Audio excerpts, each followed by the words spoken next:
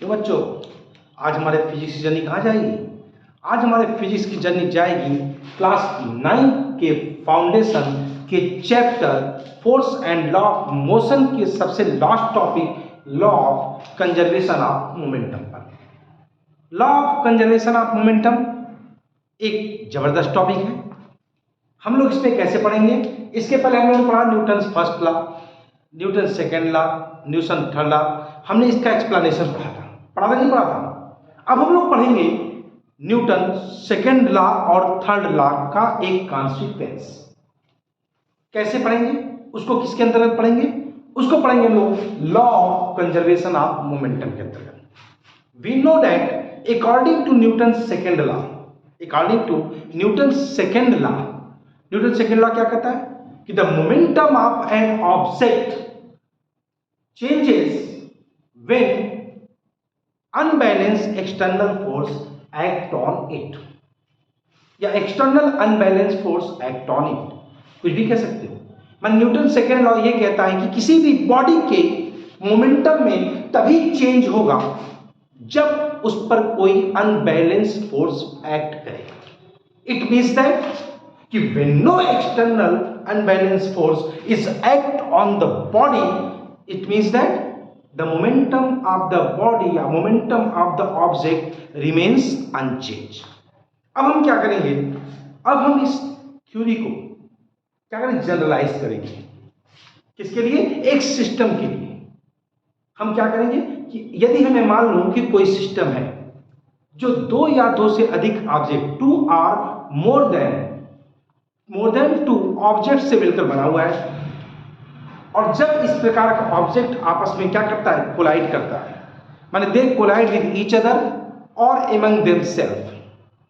अगर कोलाइड करता है तो जनरलाइज करता है उसका मोमेंटम कैसे रिमेन्स कांस्टेंट होगा।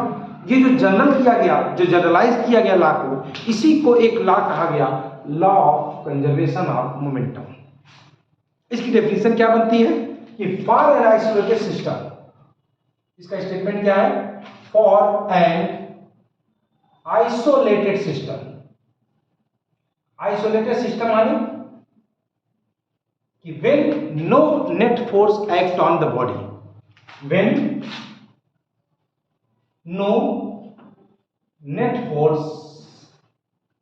एक्ट ऑन द सिस्टम या ऑब्जेक्ट, ऑन द सिस्टम। हमने क्या कहा? हमने कहा कि अगर आपका कोई आइसोलेटेड सिस्टम है, आइसोलेटेड सिस्टम माने क्या? आप जानते हो आइसोलेट माने क्या होता है? अभी बहुत बढ़िया एग्जांपल आ गया दिमाग में, अभी भी आया कि अभी आपने कोरोना काल में सुना था कि लोग आइसोलेट हो रहे थे। जिसको भी कोरोना हो जाता था उसको क्या करते थे? लोग आइसोलेट कर देते थे। आइसोलेट करने का मतलब क्या हुआ कि उसको घर के किसी कोने में एक जगह अलग थलग कर देते थे, जिसका किसी से कोई टच न हो।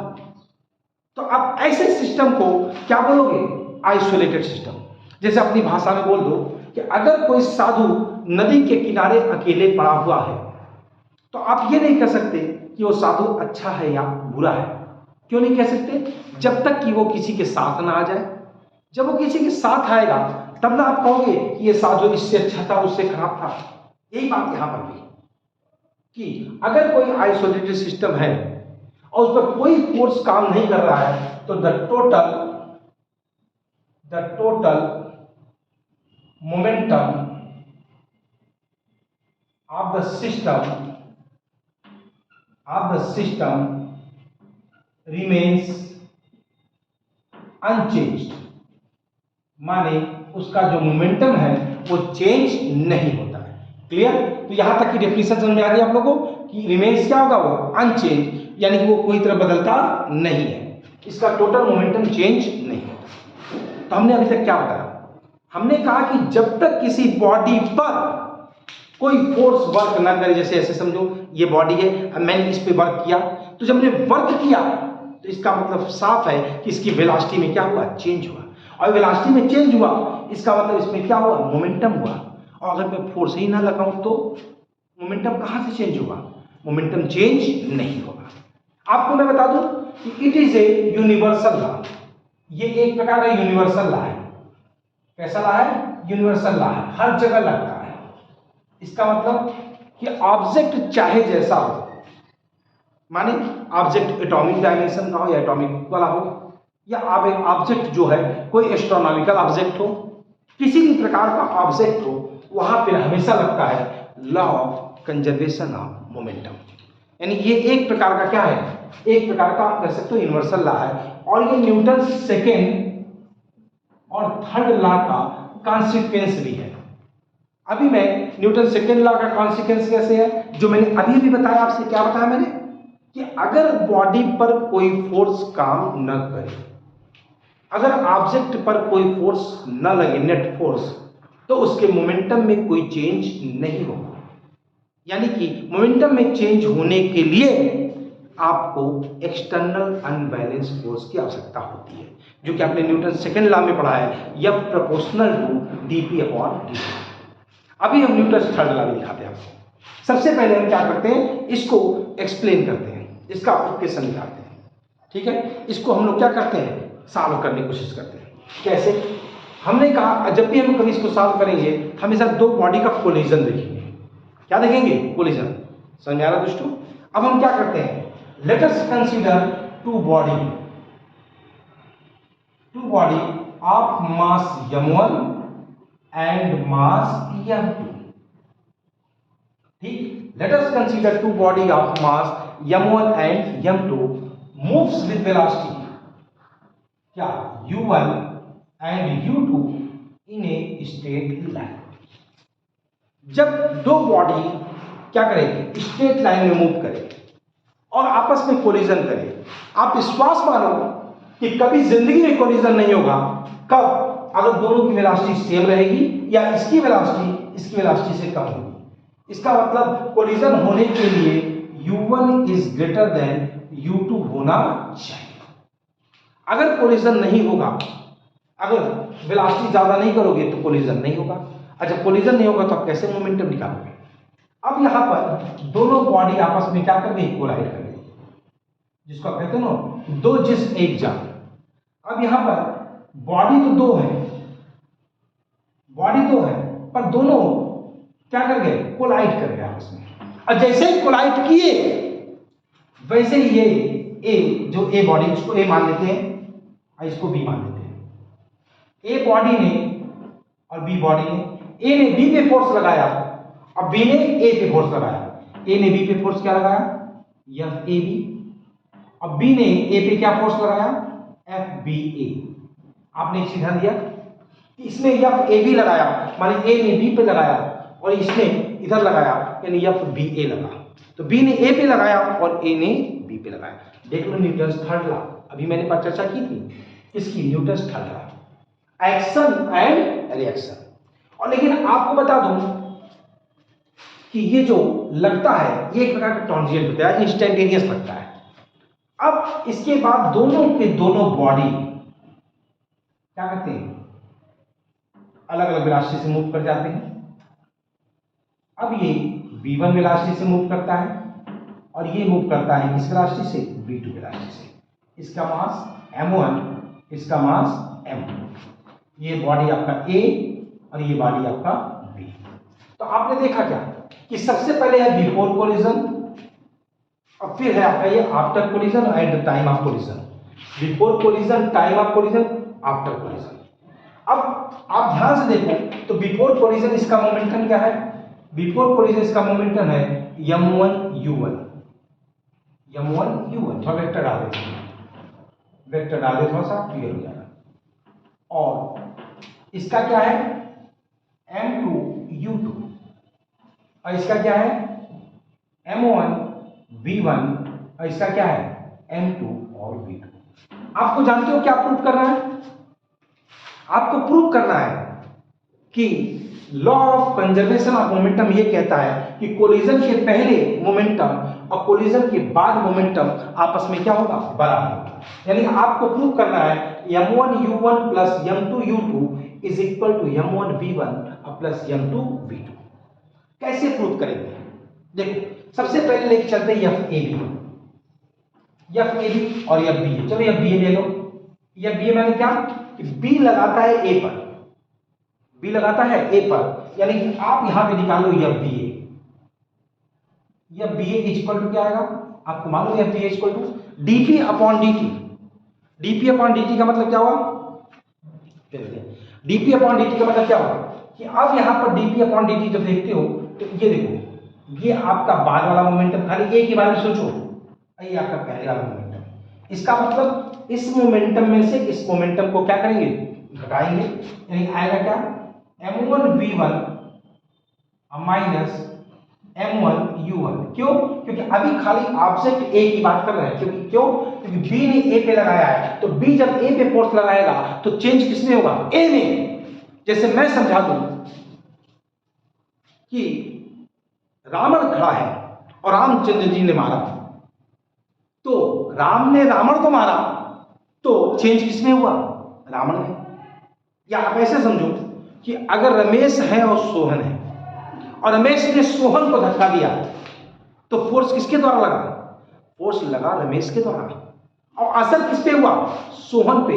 मोमेंटम किसका चेंज हुआ, सोहन का, क्योंकि सोहन की वेलोसिटी चेंज हुई ना। क्लियर, जैसे मैंने तुमको मारा तो फोर्स लगाया मैंने और चोट लगी तुमको, तुम मूव कर गए, तो ऐसी कंडीशन में नहीं था m1v1 upon minus m1v2 upon T. Clear, ये आपका पहला हो गया। ऐसे ही आप यहां पे निकाल लो F A B. F A B क्या है, अब देखो जब एक्शन होगा तो रिएक्शन भी होगा। अब ये क्या कहता है, ए भी बी पे लगाता है, तो अब चेंज किसमें होगा, बी पर, यानी बी का पहले मोमेंटम कितना था, बी का पहले मोमेंटम था mu2 और बाद में कितना है mu v2। इसका मतलब साफ है कि यहां पर कितना आएगा बेटा, यहां पे आएगा तुम्हारा m2v2 माइनस m2 और u2 upon t। Is that clear. तो हमने निकाला क्या अभी तक, हमने निकाला FBA और FAB। क्लियर। अब according to third law of Newton, Newton third law क्या कहता है, न्यूटन थर्ड लॉ कहता है FBA is equal to minus FAB। FBA जो होता है वो माइनस FAB के क्या होता है, बराबर, क्योंकि दोनों ही फोर्स जो है वो आपस में इक्वल है, लेकिन क्या है, अपोजिट है, तो डायरेक्शन दोनों की चेंज है। अब FBA की वैल्यू कितनी है बेटा, m1v1 minus m1 u1 upon t। Is that clear. और इज इक्वल टू माइनस, अब इसकी वैल्यू रखो m2v2 minus m2 u2 upon t, और t से t cancel out. Is that clear. अब हम थोड़ा सा ऊपर मिटा दे बेटा, मिटा दे तो देखते रहना, ऊपर थोड़ा सा मिटा दे तो जगह कम पड़ जाएगी, ठीक, मिटा दिया। अब देखो इसको, अब हम इसको सॉल्व करते हैं, आएगा क्या, ये यहां से आएगा m1v1 minus m1 u1 is equal to, अब ये माइनस का अंदर मल्टीप्लाई कर दो तो ये माइनस हो जाएगा और ये प्लस हो जाएगा, आएगा माइनस m2 v2 और प्लस m2 और u2। अब एक काम करते हैं, क्या करते हैं, u वाले को एक तरफ करते हैं और v वाले को एक तरफ करते हैं, तो ये v वाला इधर आ जाता है, क्या आएगा m1 v1 अब प्लस m2 v2, क्योंकि इधर जो माइनस है वो इधर आके क्या होगा, प्लस हो जाएगा, और ये उधर जाके क्या होगा m2 u2 अब plus m1 u1। Is that clear, clear. अच्छा इसको ध्यान से नहीं देख रहे हो क्या बेटा, ये है क्या, ये देखो मोमेंटम, ये है आफ्टर कोलिजन और ये है आपका बिफोर कोलिजन। ये देखो before collision momentum m1 u1 plus m2 u2, और आफ्टर कोलिजन, आप इस पे ऐसे ऐड करो, ऐसे ऐड कर लो, बात बराबर है, a plus B equal to B plus A. आप चाहे तो इसको बाद में लिखो, चाहे इसको पहले लिखो। तो ये आपका देखो क्या शो करता है, ये शो करता है कि जब आपके पास कोई एक्सटर्नल फोर्स नहीं लगता है तो ऐसे समय में आपका जो मोमेंटम है वो कैसा रहता है, कंजर्व रहता है, मोमेंटम लॉस नहीं होता। एक बार इसको देखते हैं, फिजिक्स एक लाइन की होती है, अभी एक लाइन में कराते हैं बेटा इसको। फिजिक्स एक लाइन की होती है, अभी हम एक लाइन में कराएंगे। कैसे? कोई भी डेरिवेशन सीधा उल्टा दोनों बोला जा सकता है, और फिजिक्स सिर्फ एक लाइन की होती है। अभी एक लाइन की करा रहा हूं, आपको याद होगा हमने क्या बॉडी माना, शुरू से बता दे बार। न्यूटन सेकंड लॉ क्या कहता है कि अगर बॉडी पर कोई फोर्स न लगे तो उसका मोमेंटम क्या रहता है, कंजर्व रहता है, यानी कि लॉस नहीं होता। अब मैं फिजिक्स एक लाइन की होती एक लाइन में करूंगा। कैसे? अभी अभी हमने आपसे कहा F B A is equal to minus F A B. Is that clear? और मैंने अभी कहा कि मेरा एफ बी ए लिखने का मन नहीं कह रहा है। एफ बी ए मैंने क्या, बी ने फोर्स लगाया ए पर, तो यहां पर क्या होगा, dp अपॉन dt से आप समझ गए होंगे कि m1 v1 minus m1 u1 upon t। Is that clear? अब मेरा ये लिखने का मन नहीं कह रहा है, क्यों? ए बी माने क्या, ए ने बी पे फोर्स लगाया, ए ने बी पे फोर्स लगाया माने क्या हुआ, m2 v2 minus m1 m2 और u2। मैंने जानबूझ के इसको रेड पेन से लिख दिया t, ताकि आपको समझ में आए।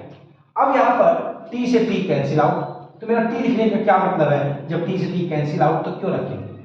अब ये माइनस अंदर अच्छा लग रहा है क्या बेटा, नहीं अच्छा लग रहा है, तो एक काम करो माइनस को अंदर कर ले जाओ, तो ये क्या हो जाएगा प्लस। पर ये देखो बहुत अजीब बात लग रही है, ये u v फैमिली u के साथ है और v फैमिली u के साथ है। क्यों नहीं ऐसा करते कि u फैमिली को एक साथ और v फैमिली को एक साथ रख देते, और ऐसा करने पर होता क्या है ये देखो। हमने क्या किया, हमने इस v फैमिली को इधर कर दिया, और जैसे मैंने v फैमिली को इधर किया आप समझ गए होंगे, जो इधर माइनस है इधर आके क्या हो जाएगा प्लस m2 v2, क्योंकि खुश हो गया, वहां जाके दब दब के रहता था, अपने परिवार में आया और प्रसन्न हो गया, माइनस था क्या हो गया प्लस हो गया। और यहां क्या होगा मेरे लाल, यहां पर अब ये जो ऐसे ये वाला यहां था, ये वाला अपनी फैमिली में जाता है और होता क्या m1 u1 और प्लस m2 u2, तो m2 u2 आपका यहां पहले पढ़ाई है। अब देख लो आप क्या है बेटा, ये आपका क्या है, ये आपका है आफ्टर कोलिजन और ये आपका है बिफोर कोलिजन। तो आपने क्या पाया कि जब कोई नेट फोर्स काम नहीं करता है तो उसका जो मोमेंटम होता है वो आफ्टर कोलिजन और बिफोर कोलिजन क्या होता है, बराबर होता है। इसका मतलब उसके मोमेंटम में कोई चेंज नहीं होता। क्लियर? तो आप लोग इस पे अपनी माइंड को कंसंट्रेट रखना बेटा। तो मेरे ख्याल से टॉपिक आपको समझ में आ गया अच्छे से, क्लियर है?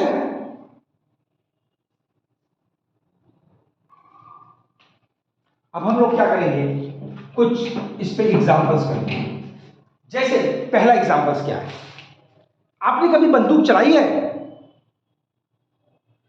अरे दुष्टों रास्ते में मत चला देना, बॉर्डर पे जाना तो चलाना। क्लियर?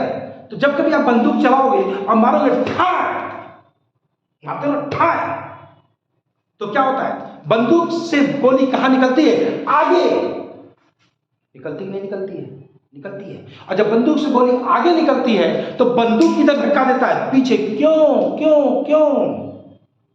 फिजिक्स से सोचो, सोचो फिजिक्स से, फिजिक्स एक लाइन की होती है, क्यों धक्का देता है? क्योंकि यहां से बंदूक से गोली जाती है फॉरवर्ड, और according to law of conservation of momentum बंदूक किधर जाएगा, बैकवर्ड। क्लियर?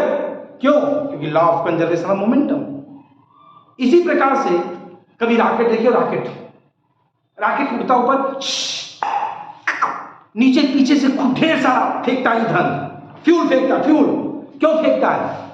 क्योंकि जितना फ्यूल वो पीछे फेंकता है उतनी ही रॉकेट पर अपवर्ड फोर्स लगता है। क्यों क्यों लगता है? According to law of conservation of momentum. चलिए एक एग्जांपल और लें। कभी किसी के घर में आग लगी है, आग लगती है ना, किसको बुलाते हो? एम्बुलेंस। एम्बुलेंस बुलाते हो दोस्तों, किसको बुलाते हो? आप फायर ब्रिगेड को बुलाते हो। और कभी फायर ब्रिगेड वाले को देखे हो ऐसे ऐसे ऐसे ऐसे पानी फेंकता है, कभी पिक्चर नहीं देखे होगे। तो जब ऐसे ऐसे ऐसे फेंकता है तो कस के उसको होल्ड किया रहता है। क्यों होल्ड करता है? क्योंकि जो वाटर है वो क्या करता है, तेजी से आगे की ओर जाता है। तो वाटर जब तेजी से आगे की ओर जाएगा तो मोमेंटम किधर किधर बस बैलेंस करेगा, बैकवर्ड।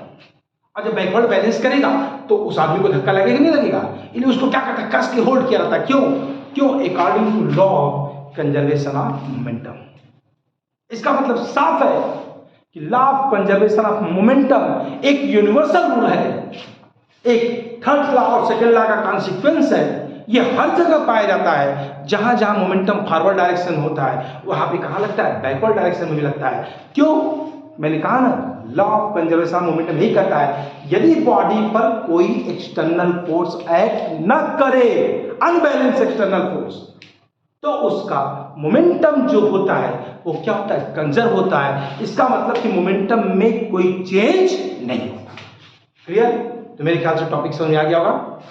अब मैंने force and law of motion का ये पूरा चैप्टर समाप्त कर दिया। मैंने 2 चैप्टर समाप्त कर दिए क्लास 9 के। अब हम लोग अगले वीडियो में force and law of motions के न्यूमेरिकल्स को करेंगे। इसका न्यूमेरिकल्स बहुत ही बढ़िया है, मेरे साथ बने रहना बेटा, और मेरे साथ साथ सारा न्यूमेरिकल्स करते जाना। मैं एक एक टॉपिक क्लास 9th का एक एक टॉपिक आपको स्टेप बाय स्टेप सिखा रहा हूँ। ऐसे मैं हर क्लास में कर रहा हूँ, पर आप प्लेलिस्ट में जाकर के सिर्फ अपने क्लास का आप ओपन कर लीजिएगा और उससे एक एक टॉपिक पढ़ते चले जाइएगा। क्लियर? तो अब हम लोग की जर्नी समाप्त की जाए। अरे प्यास लग गई हमको भी, देखो प्यास लग गई, प्यास लगी ना, एक काम करो, तुम भी आराम करो, मैं भी आराम करूँ, तो तुम भी पानी पियाओ, मैं भी पानी पी के आता हूँ। ठीक है, मिलते हैं ब्रेक के बाद।